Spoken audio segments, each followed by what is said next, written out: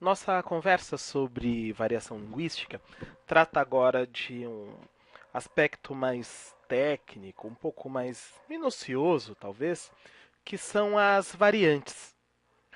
Como já sabemos, toda língua, e o português não é diferente disso, é falada de maneira heterogênea entre os seus grupos sociais. No nosso caso do Brasil, aquele português falado no sul é diferente do português falado no nordeste.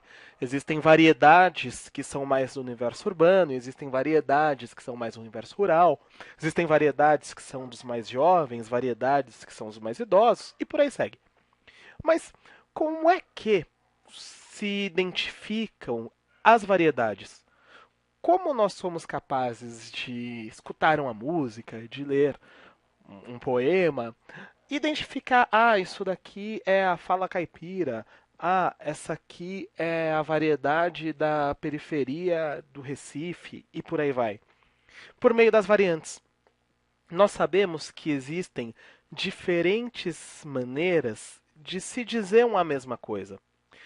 E essas maneiras que variam entre si são as variantes linguísticas, formas linguísticas que podem ser utilizadas uma em detrimento da outra.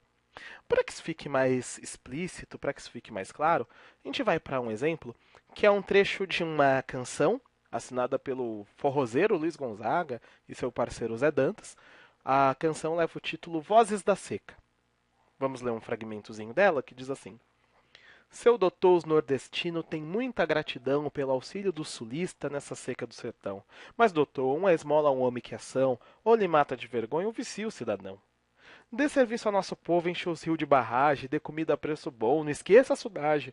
Livre assim nós da esmola, que no fim dessa estiagem lhe pagamos até os juros sem gastar nossa coragem.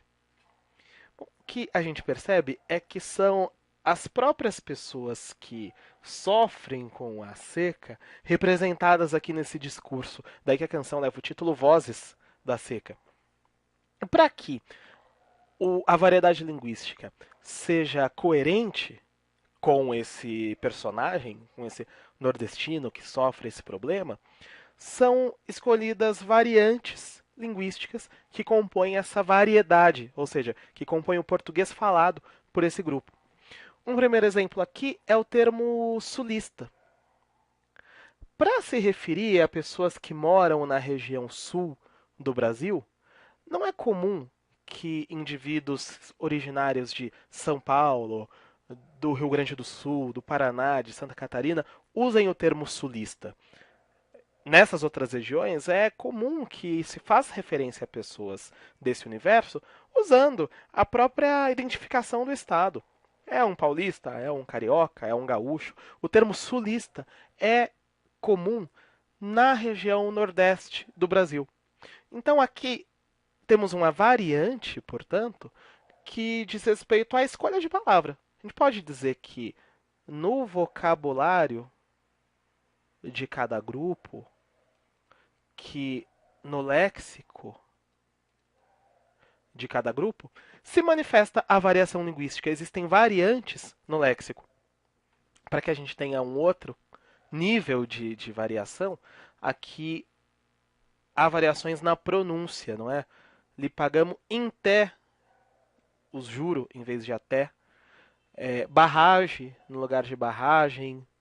Açudagem no lugar de açudagem. Aqui se observa que na pronúncia dos diferentes grupos sociais também existe variação no nível da fonética. É um outro nível linguístico em que a variação se dá. E mesmo a maneira como as palavras se relacionam marca a variação linguística. Para que a gente tenha aqui um exemplo, aparece a expressão os rios, os juro, em vez de os rios, os juros.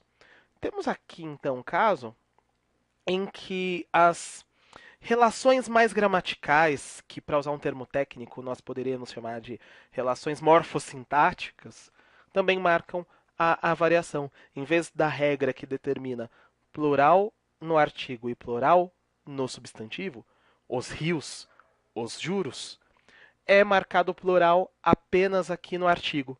É uma regra gramatical que também passa por variação.